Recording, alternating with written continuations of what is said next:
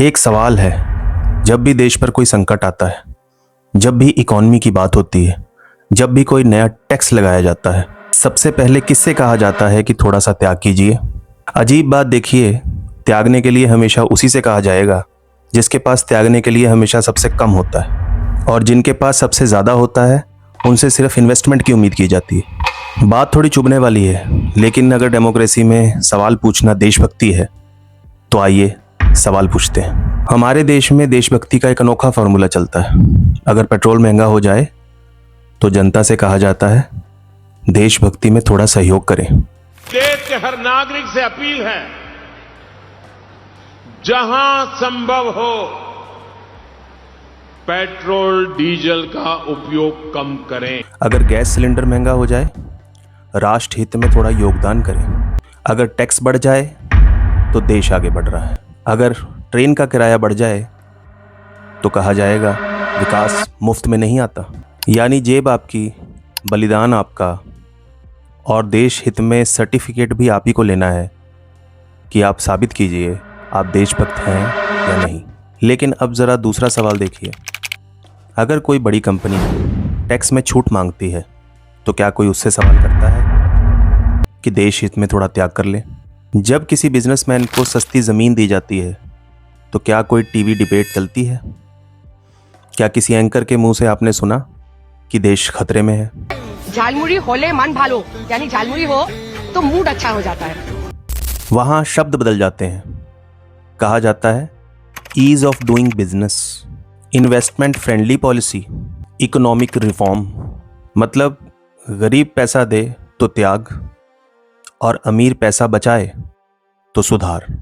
वाह वाह, क्या सीन है। कुछ बड़ी ऑटोमोबाइल कंपनीज की हाल ही में हुई एक प्रेस कॉन्फ्रेंस काफ़ी चर्चा का विषय बनी रही।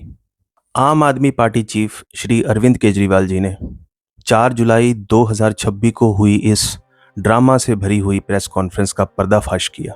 उनके मुताबिक 3 बड़ी कंपनियां मारुति सुजुकी, टोयोटा किर्लोस्कर और हीरो मोटोकॉर्प ने सरकार का साथ देते हुए ये कहा कि E20 पेट्रोल बिल्कुल सेफ है और पुरानी गाड़ियों में ये चल सकता है बिना किसी परेशानी के।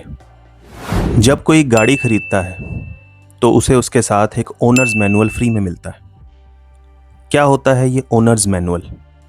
जब मैंने विकिपीडिया पर इसे चेक किया कि इसकी क्या इंपॉर्टेंस है तो उसने मुझे बताया ओनर मैनुअल कस्टमर को दिया जाने वाला ऐसा डॉक्यूमेंट होता है जिससे कस्टमर को ये पता चले कि गाड़ी को कैसे चलाना है, उसकी देखभाल कैसे रखनी है। इस ओनर मैनुअल को बनाने में टेक्नीशियन, प्रोडक्ट डेवलपर और कंपनी के स्टाफ का योगदान होता है। अब इनसे कोई पूछे कि आपकी ओनर मैनुअल झूठ बोल रही है या आपकी press conference. Maruti Suzuki, Toyota Kirloskar और हीरो मोटोकॉर्प परफॉर्मेंस से सेटिस्फाइड नहीं है तो 10% भी इथेनॉल यूज मत करो, बिल्कुल प्योर पेट्रोल यूज करो। उनके मैनुअल में लिखा है। 9 जुलाई 2003 में मारुति सुजुकी अपना आईपीओ लेकर आई थी, जिसमें उसने अपने आईपीओ की एक शेयर की प्राइस 125 रुपये तय की थी। आज 23 साल बाद 8 जुलाई 2026 के डाटा के अनुसार उसी मारुति सुजुकी का स्टॉक 13,951 रुपये पर ट्रेड कर रहा है। सवाल तो है कि आखिर ये कंपनी झूठ क्यों बोल रही है? E10 कार्स पे E20 अगर हम यूज करें तो ऐसा इम्पैक्ट नहीं आ रहा। जो कौन है इस खेल का असली मास्टरमाइंड? लेकिन उससे बड़ा सवाल ये है कि लाखों करोड़ों लोगों को 2 अलग अलग बातें कहना क्या धोखा नहीं? देशभक्ति आखिर क्या है? सिर्फ टैक्स भरना, अपनी गाड़ियों पर झंडे लगाना, या सोशल मीडिया के ऊपर देशभक्ति के नारे लगाना, या फिर कानून का पालन करना, अपना काम सही से करना और सत्ता से सवाल पूछना? क्योंकि सवाल अकाउंटेबिलिटी को जन्म देते हैं और अकाउंटेबिलिटी डेमोक्रेसी की ऑक्सीजन है। इसलिए अगर अगली बार कोई आपसे कहे कि देशभक्ति में थोड़ा योगदान दीजिए तो आप भी मुस्कुराकर कहिए ज़रूर देंगे। लेकिन क्या देशभक्ति में सभी मिलकर अपना योगदान भी देंगे? या हमेशा की तरह सिर्फ गरीब आदमी पर ही देशभक्ति का बिल फाड़ा जाएगा।